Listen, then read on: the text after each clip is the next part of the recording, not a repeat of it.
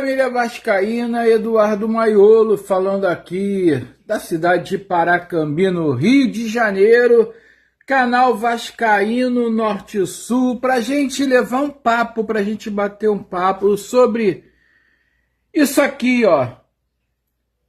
Brasil 1, Marrocos também 1. A gente vai bater um papo aqui rapidinho sobre esse assunto, gente, mas antes de mais nada, peço vocês aí o like.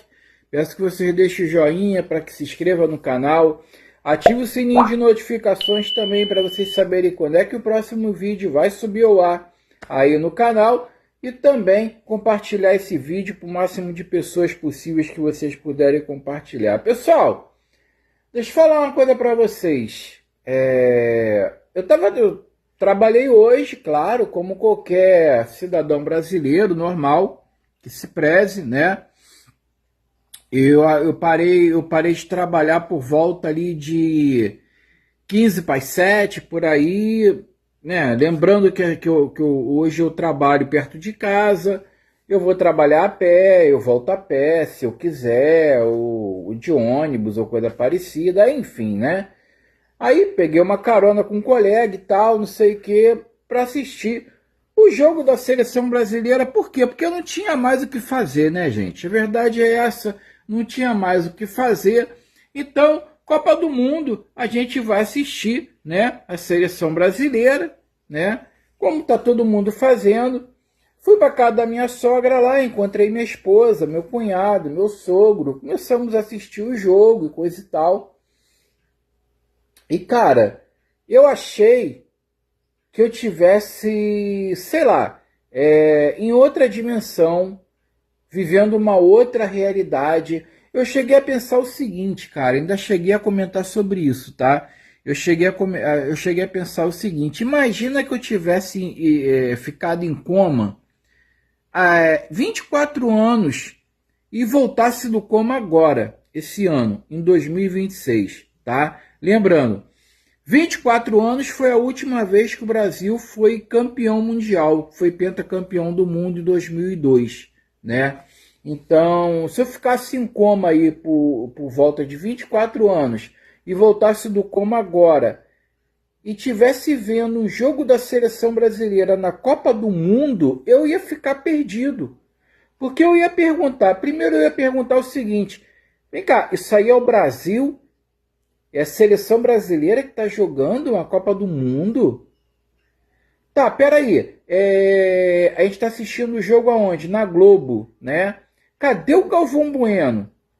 Cara, a porra do narrador na Globo que eu nunca ouvi falar na minha vida, assim. A voz dele, pra mim, não me era familiar, nunca vi falar na minha vida. Enfim, né? Aí meu sogro pegou e colocou no SBT. Tava narrando o Galvão Bueno, comentários do Mauro Naves, do Thiago Leifert. Aí eu, porra, se eu voltasse do coma, né, eu também iria questionar: ué, Galvão Bueno no SBT?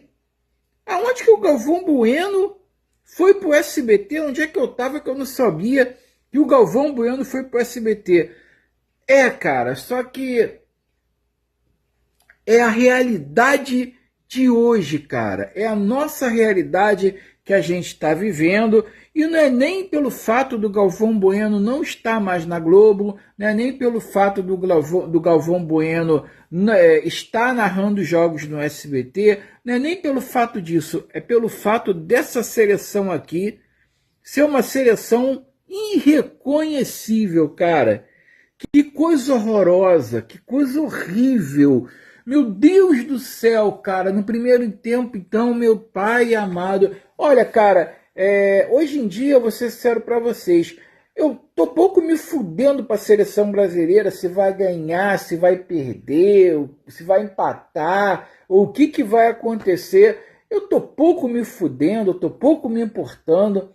Cara, mas eu tenho uma coisa aqui pra falar, que é o seguinte: eu tenho pena, sinceramente, cara, de todo o coração, eu tenho pena da geração de hoje, cara. Eu tenho pena da geração aí, da galera que tem aí em torno de 25, 26 anos, 30 anos. 30 anos eu vou até relevar, porque a galera que está com 30 anos hoje, talvez tenha ali um lapso de memória do título da Copa do Mundo de 2002, tá? A galera com 30 anos talvez tenha ali um lapso de memória.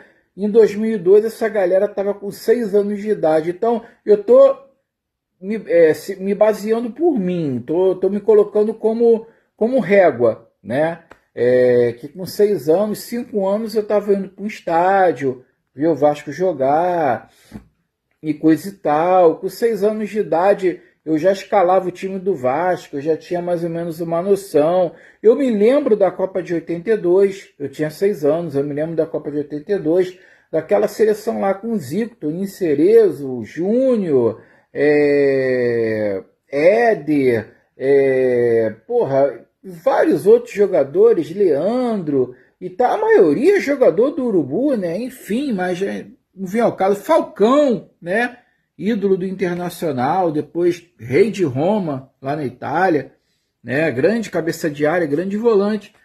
Mas enfim, eu me lembro daquela seleção da Copa de 82 que perdeu para uma Itália que era azarã naquele momento ali, com um atacante com codinome Paolo Rossi, que meteu 3 gols na seleção brasileira numa semifinal e eliminou a seleção brasileira, que era considerada uma das melhores seleções brasileiras, uma das melhores seleções de todos os tempos, e até hoje é considerada uma das melhores seleções de todos os tempos, mesmo não ganhando título, mesmo não conquistando o título mundial daquele ano, né? Mas enfim, eu tinha 6 anos e vi aquela seleção ser eliminada, e a galera que tem 30 anos hoje, com certeza tem algum lapso de memória da conquista do pentacampeonato de 2002. Então, assim, a galera que tem 26 anos, 27 anos, 25 anos, para baixo, cara, eu tenho muita pena. Eu tenho pena demais, porque essa geração, cara, como sofre, cara, com o negócio de seleção brasileira. Essa geração, eu lamento informar a vocês, não vai ver a seleção brasileira conquistar um mundial tão cedo, tá? Não vai ver. Assim, eu tenho uma certa esperança para a Copa de 2030, que inclusive vai ser lá no Marrocos, tá? A Copa de 2030 já está definida, vai ser um dos países sede será o Marrocos. E eu tenho esperança, cara, por causa de alguns jogadores que estão surgindo aí agora, caso do Ryan, do Endrick, que não entraram na partida. Eu vou tocar nesse assunto já, tá? Mas, cara, eu tenho uma pena do cacete dessa geração, cara, que não vai ver a seleção brasileira campeã nem tão cedo, porque, cara, é deplorável. Que coisa horrorosa, cara, que coisa horrorosa ver a seleção brasileira jogar hoje, cara. Que coisa horrorosa, cara. Se não for pelo intuito ali de reunir a galera para tomar uma cerveja, para ir para um barzinho e coisa e tal, só vale a pena por isso, cara, para parar de trabalhar mais cedo, para encontrar a galera de repente para fazer um churrasco, para se reunir no barzinho e tal, para trocar uma ideia. Cara, seleção brasileira, Copa do Mundo, só tá valendo a pena hoje em dia por isso, tá? Na minha concepção, tá? Só tá valendo a pena hoje em dia por isso, porque não tem a mínima graça hoje de você ver uma seleção brasileira jogar, de você acompanhar a seleção brasileira numa Copa do Mundo, e eu vou explicar para vocês o porquê disso, tá? Pois é, galera, então por isso que não dá para ver, não tem mais graça de você acompanhar a seleção brasileira. Eu me coloquei mais ou menos aqui para mostrar para vocês os personagens, né, dessa seleção brasileira, porque, cara, não é possível que, que certos jogadores vistam a camisa da seleção brasileira.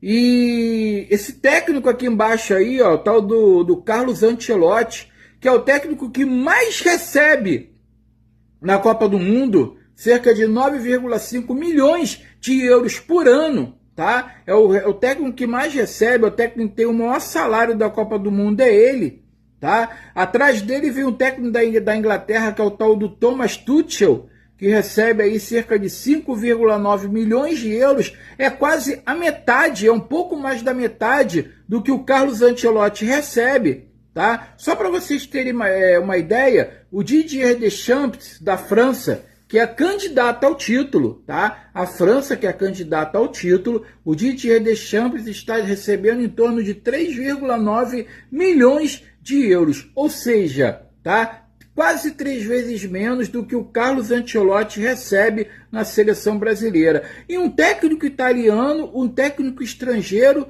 cara, que não faz nada diferente do resto dos técnicos que a gente tem aqui no Brasil.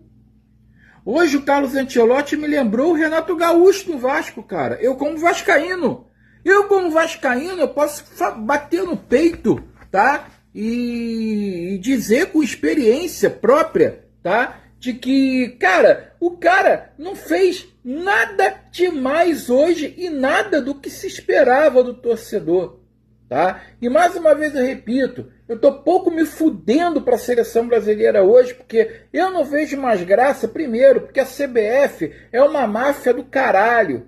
A CBF hoje é um balcão de negócios, e em virtude muito disso aí que a seleção brasileira está essa draga, está esta merda. Entendeu? Então, se contrata um técnico aí com salário exorbitante de 9,5 milhões de euros, tá? O cara fazer o mais do mesmo. O cara fazer o mais do mesmo. O que qualquer técnico aqui do Brasil faria na partida de hoje, por exemplo. Coisa que ele não fez nada. Porque, cara, não é possível um técnico escalar um time com Fabinho em campo. Não é possível um técnico escalar um time com Igor Jesus, o cara meter um Igor Jesus no segundo tempo, tá? Perdendo um caminhão de gol no segundo tempo. Não é possível um técnico escalar Lucas Paquetá, que só sabe dançar, não sabe fazer mais nada, jogar bola mesmo ele não joga, tá? Um Casimiro que ficou pendurado com cartão amarelo no primeiro tempo e teve que ter que ser substituído. Esse maluco aqui de trancinha aqui, esse tal de... Puta merda, esse tal aqui de Marquinho. É Marquinho, não é isso? Não sei. Marquinho, não sei. E, cara, pra você ver, cara, a gente não conhece os jogadores da seleção brasileira. A gente não conhece os jogadores da seleção brasileira. Quem é esse tal de Marquinho, cara? Quem é esse tal de Marquinho? Cara horroroso, cara. Que não agrega nada em campo, cara. Que não agrega nada no ataque. Cara horroroso. Deprimente jogando bola. Tá? Ainda teve uma entrevista com ele que eu até fiz um react, sabe? De um cara perguntando para ele como é que ele se sentia, né? Que na geração anterior tinha Romário, Ronaldo, Rivaldo, tinha jogadores ali como Kaká, e etc e tal, Ronaldinho Gaúcho. Aí ele veio me falar, não, hoje a gente tem Fabinho, hoje a gente tem Casimiro, hoje a gente tem Lucas Paquetá, hoje a gente tem Vini Júnior, hoje a gente tem... Porra, cara, eu botei aquele garotinho rindo ali no canto ali, cara, não foi à toa, porque ele só pode estar de sacanagem, cara. Ele só pode estar de sacanagem, esse tal de Marquinho, cara. Que jogador horroroso, cara. Que jogador comum.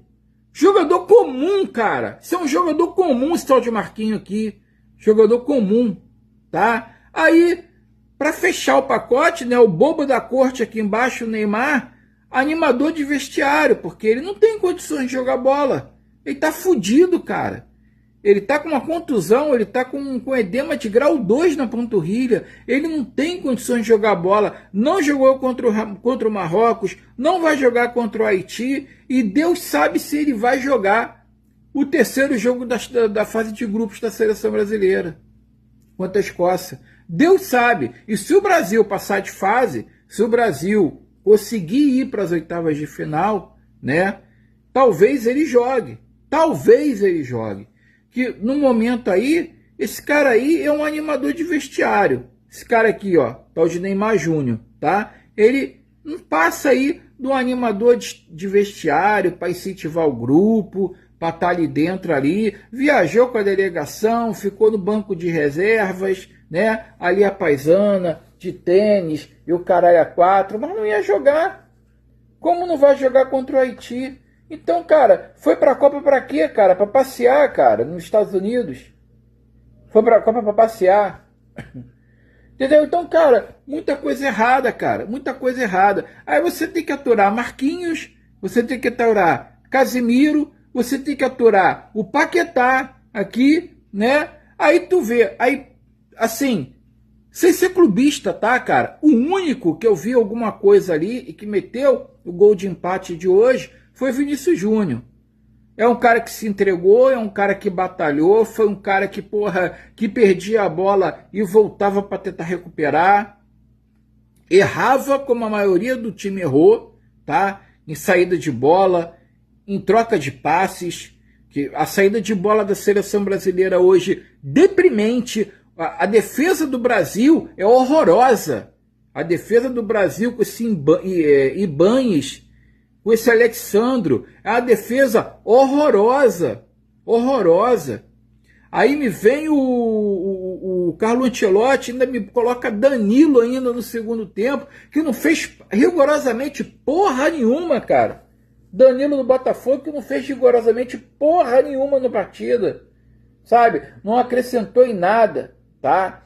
E o Vinícius Júnior aí foi o único aí que, porra, que ainda lutou, que ainda meteu o gol, que ainda foi pra cima, que ainda tentou alguma coisa, mesmo errando, mesmo falhando em algumas vezes, tá? Então a gente tem que reconhecer que pelo menos o cara tentou. O cara tentou alguma coisa. Agora não tem como, cara, o Ancelotti deixar o Endrick no banco, ele não entra, e deixar o Ryan também no banco, sem ter oportunidade nenhuma, cara. Sem querer ser clubista, tá? Eu sei, eu sou vascaíno, aí tu vai falar assim, porque o Ryan é cria do Vasco e coisa e tal, tu tá falando. Cara, não é por isso. Tanto é que eu tô elogiando o Vinícius Júnior, coisa que eu não fazia há algum tempo atrás, tá? Mas nessa partida, particularmente ali, foi o cara que mais se entregou, foi o cara que mais se empenhou, mesmo também errando, como a maioria aí que errou também no jogo de hoje, tá? Mesmo errando, mesmo falhando, foi um cara que se doou, que se entregou,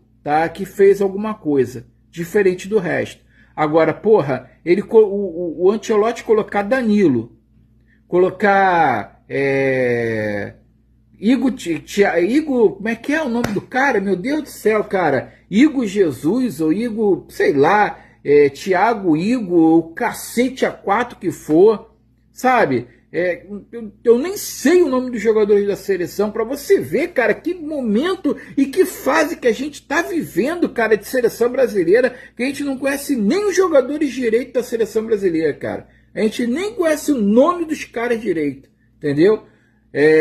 Igor Thiago, né? Acho que é Igor Thiago, isso daí, né? E deixar o Endrick no banco, deixar o Ryan no banco, porra, cara, é uma puta de uma sacanagem, cara. Os caras que nos jogos amistosos aí, que quando entraram, mudaram a cara do time, deram mais ofensividade do time, deram mais opções de jogo pro time, né? Deu um aspecto diferente aí para a seleção brasileira, tá? Principalmente no ataque, né? Aí o cara prefere colocar Igor Thiago, o cara prefere colocar Danilo, o cara prefere colocar Fabinho, o cara prefere colocar a puta que o pariu, mas deixa o Ryan no banco, deixa o Endrick no banco, sabe? Principalmente o Endrick, não tô nem falando muito do Ryan, principalmente o Endrick, cara, que dá uma outra movimentação aí na seleção brasileira, tá? E deixa Paquetá jogando o jogo inteiro, deixa o próprio Vinícius Júnior, que por mais que tenha se entregado, que por mais que tenha sido o melhor desse time aí, né? Também chegou uma hora que ele teria que sair, né? Casimiro só saiu por causa do cartão amarelo, porque senão também não saía, né? Essa coisa horrorosa aqui do Marquinhos também, que porra, que eu não sei que jogador é esse, que pra mim é um jogador normal, é um jogador comum. Bom, gente, tô falando de Marquinho, na verdade, eu quero falar do Rafinha, tá? Esse cara aqui, ó, Rafinha, tá?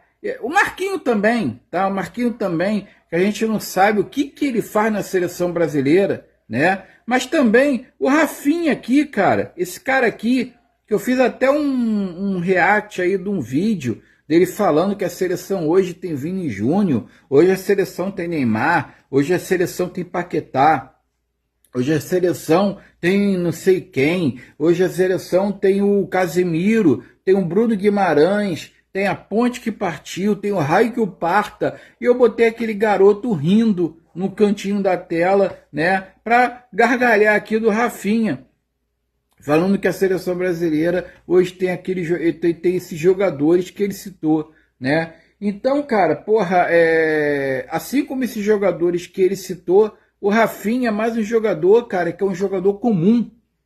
É um jogador comum, cara. O Rafinha é um jogador comum jogando no exterior.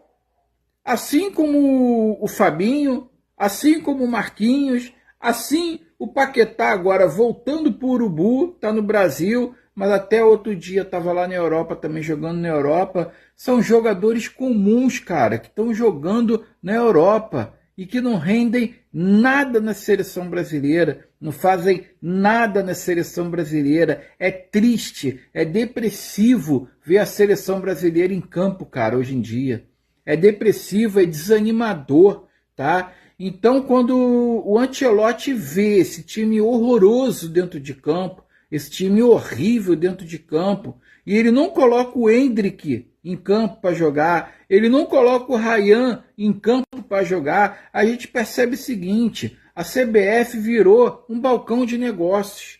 A seleção brasileira virou um balcão de negócios para certos jogadores terem propagação, para certos jogadores terem vitrine, para ser negociados ali no mercado europeu, para ser negociados ali no mercado asiático, no mercado americano, ou seja, lá onde for, cara, onde render mais dinheiro, tá? A seleção brasileira hoje, ela virou um balcão de negócios para jogadores serem convocados ali para ganharem proporção, para ganhar ali status, para ter ali uma imagem ali conceituada como jogador de seleção brasileira, tá?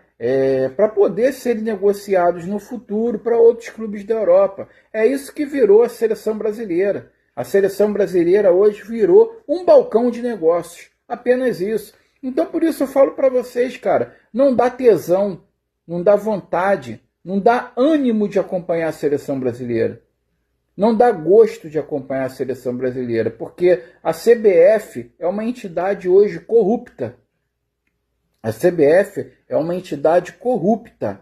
A seleção brasileira é um balcão de negócios, cara. Ela virou uma vitrine de jogadores. Ela virou uma vitrine que empresários pagam, tá, para a CBF, empresários dão dinheiro para a CBF, dão propina para a CBF obrigar a convocar esses jogadores, obrigar o técnico que eles contratam, no caso aqui agora é o italiano, o Carlos Ancelotti, tá? Que está ganhando muito bem para isso, inclusive, deixar esses jogadores em campo, colocar esses jogadores em campo e não tirar eles de jeito nenhum, porque esses jogadores eles têm que ter visibilidade para eles poderem aí estarem aí numa transação futura aí no mercado europeu, no futebol europeu, né, para render dinheiro aí para os empresários que cuidam aí da carreira desses jogadores. Infelizmente é isso, cara. Infelizmente futebol hoje, cara, é business,